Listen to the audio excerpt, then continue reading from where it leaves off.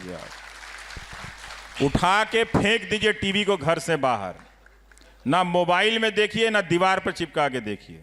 2 महीना तो नहीं देख सकते ना, इतना तो कर सकते हैं। इससे आसान डेमोक्रेसी के लिए मैं क्या मांग रहा हूं आप, कि वो टीवी जो भारत के लोकतंत्र को, अर्जित किए गए लोकतंत्र को बर्बाद करने के लिए दिन रात मेहनत कर रहा है, क्या आप उस टीवी को नहीं छोड़ सकते?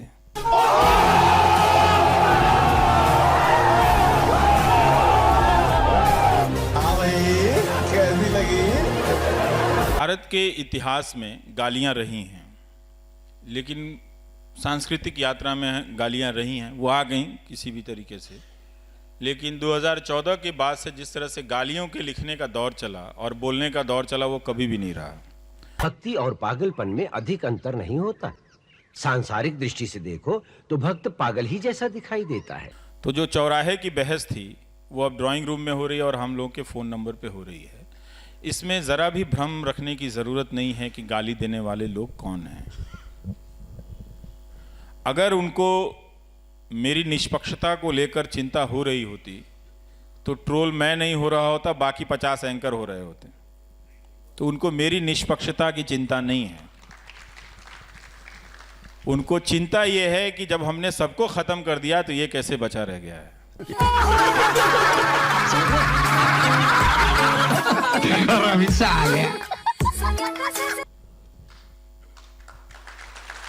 तो वो हताश हैं,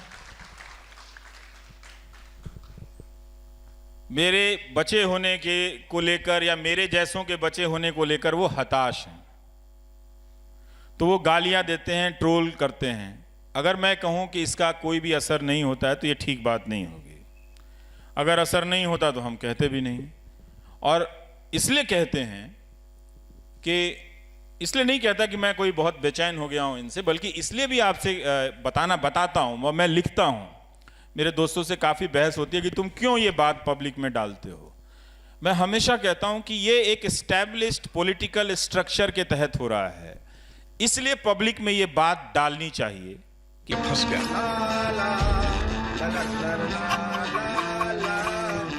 गालियां दी जा रही हैं। बहुत ही वो मारने काटने की गालियां, तर्क वो करना नहीं चाहते हैं। उन्होंने वो बहुत सारे लोग यहीं पे दिखा रहे थे कि एक वकील साहब प्रोफेसर हैं, जानते नहीं मेरे बारे में, लेकिन फोटो लगाए हुए हैं कि एंटी नेशनल है, और अपना स्टूडेंट फॉलो करते होंगे। तो एक तरह से ये एक नेटवर्क बना है कि हम सब के बीच से एक समर्थक बनाने की लगातार कोशिश की जा रही है। जैसे ही आप दर्शक, नागरिक से दर्शक बनते हैं और दर्शक से लॉयल दर्शक बनते हैं, और फिर दर्शक से जैसे ही आप समर्थक में बदलते हैं, फिर आपको सवाल से का कोई मतलब नहीं रह जाता, फिर आप उस पार्टी के लिए झंडा। तो ये एक मीडिया का जो एक पैटर्न है, बहुत सारी चीजें खराब हो रही हैं। इसके बीच जो चीजें बन रही हैं, मैं देखना चाहूंगा कि क्या जो मेन स्ट्रीम मीडिया का जो रीच आउट है, जो उसकी पहुंच है, उसको कोई मैच कर रहा है, कोई वायर मैच कर रहा है, या कोई स्क्रोल मैच कर रहा है, कोई न्यूज़ लॉन्ड्री मैच कर रहा है, कोई ध्रुव राठी मैच कर रहा है, बहुत सारे, कोई अभिसार शर्मा, कोई आरफा मैच कर रही हैं। अकेले लड़ना थोड़ा मुश्किल होता है।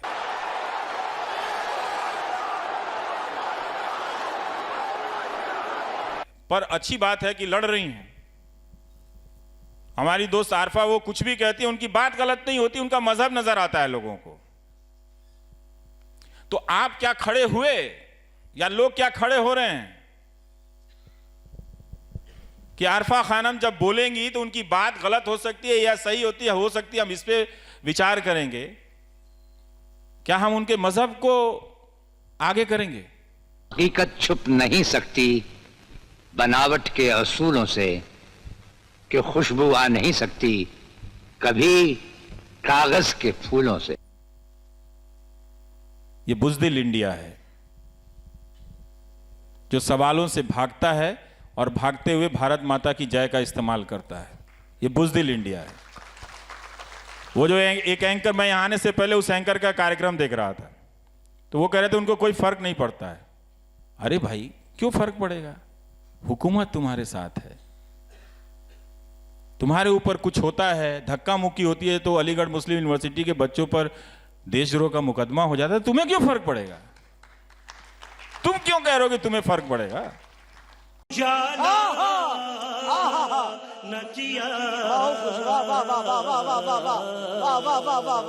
होता है वही ध्वस्त हो गया। तो अब ये मीडिया नहीं है जिसे हम मीडिया समझते हैं, ये दुकान और सामान है राजनीतिक दल का। अभी तो एक ही दल का है ज्यादातर और एक ही नेता के प्रति समर्पित है। मैंने इतना समर्पण हमने किसी सरकार और किसी नेता के प्रति मीडिया को हमने कभी नहीं देखा था। तो उसका पूरा ढांचा ध्वस्त हो गया, उसकी पूरी बुनियाद बदल दी गई, उसको हटा दी गई। उसका कारण यह था कि पहले बहाना लिया गया कि हमको इससे रेटिंग मिल रही है, मतलब हमको इससे रेवेन्यू मिल रहा है। तो भाई उस रेवेन्यू का तुम क्या किया कि और गिरते चले गए? ना तो आपने रिपोर्टिंग पर खर्च किया, ना आपने न्यूज़ गैदरिंग के संसाधनों पर वो पैसा खर्च किया, लेकिन आप म्यूजिक आनंद लीजिए, आनंद लीजिए, आनंद लीजिए। टेंशन मत रखिए ऐसी चीजों का। हाय मोदी। आप ये बताते रहे उनके सीईओ कि हमें रेटिंग चाहिए तब हमें ऐड मिलता है। ये विज्ञापन देने वाली कंपनियों का भी दिमाग खराब हो गया है। अपना प्रोडक्ट का विज्ञापन वो कितना सुंदर बनाते हैं, भले प्रोडक्ट अच्छा हो या नहीं हो, कितना बढ़िया बनाते हैं। और जिस प्लेटफॉर्म पे वो अपना ऐड देते हैं वो कितना घटिया है, देखिए जरा। दिन भर उस समाज में आग लगा रहा होता, वहां पर अपना वो साबुन तेल बेचने चले आते हैं। तो भाई आप आंख से नजर से कुछ तो दिमाग लगाइए कि आप एक 30 सेकंड का ऐड बनाने में इतनी मेहनत करते हैं और इतने क्लास का ऐड बनाते हैं, तो ऐसी जगहों पर क्यों दे देते हैं जो जिसकी कोई अपनी वक्त नहीं है, जिसका कोई अपनी स्टैंडिंग नहीं है।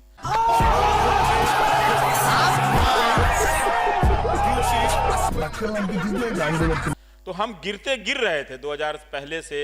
मीडिया ने अपनी तमाम नैतिकताओं को ध्वस्त कर दिया था। जो चैनलों की जो दुनिया है, अखबारों की दुनिया में भी यही प्रक्रिया चल रही थी। हाँ, उसके बाद तैयार था पूरा मीडिया कि कोई ऐसा हुकूमत आ सकता है, कोई नेता ऐसा आ जाए जो चाहे तो इसको अपने हिसाब से नचा सकता है, अपने पार्टी मुख्यालय में बुलाकर उनको पर्चा दे सकता है कि आपको यही यही करना है, वही वही होता है। और सारे जिस तरह से पीछे बढ़ते चले गए। आर्थिक ताकत मीडिया में कभी रही नहीं। मीडिया जिनके पास रहा, मालिकाना हक का सवाल आपके सवाल से जुड़ जाता है। अब तो एक ही मालिक हैं, वो कब कितने चैनल खरीद लेते हैं पता ही नहीं चलता है। जब सारा चैनल खरीद लेंगे तो जियो जियो होता रहेगा, तब कहां जाएंगे आप?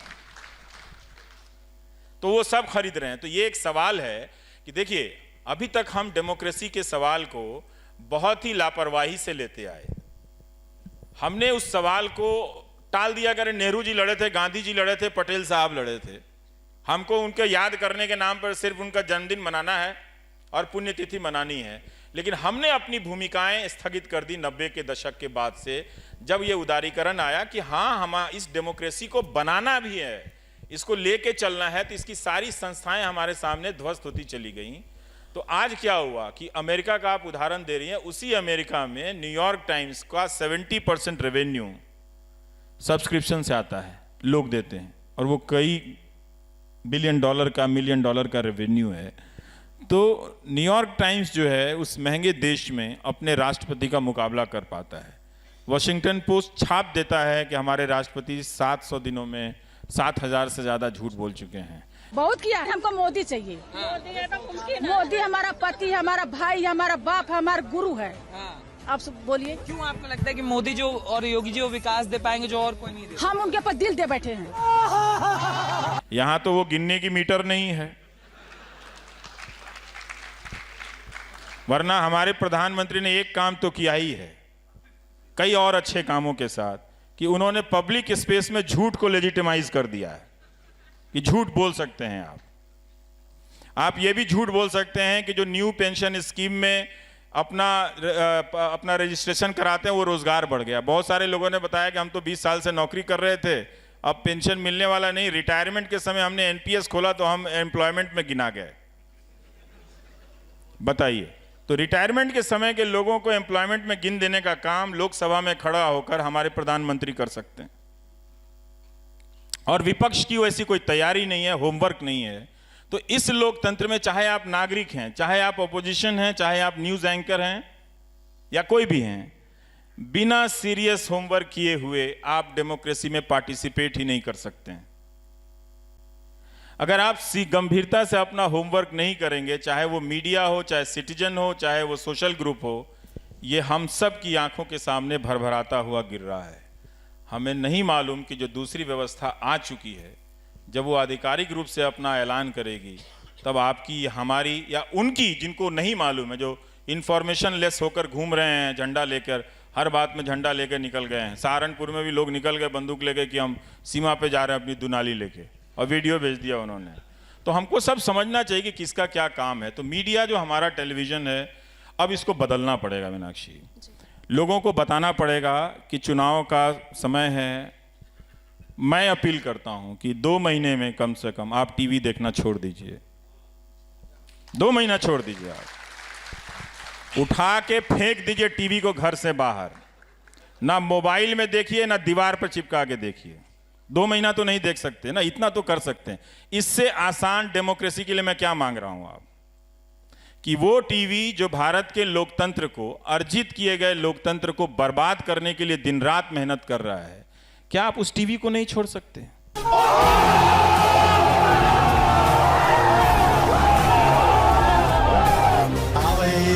कैसी लगी? छोड़ दीजिए ना, इसका अब कुछ भी नहीं हो सकता है। यह हिंदुस्तान के सबसे ताकतवर नेता की जूती बनकर रह गया है। आप इसे क्यों सर पे उठा रहे हैं? आप नागरिक हैं, मत उठाइए। मैं ये बात किसी अतिरेक में नहीं कह रहा आपसे। आप खुद भी चैनलों को देखिए कि कैसे वो एंकर चिल्ला रहा था कि तेंदुलकर बोल क्यों नहीं रहा है। अरे भाई, तुमसे बोला नहीं जाता, सरकार से सवाल नहीं पूछा जाता, तुम तेंदुलकर से पूछ रहे हो। तुम पूछ लो ना सरकार से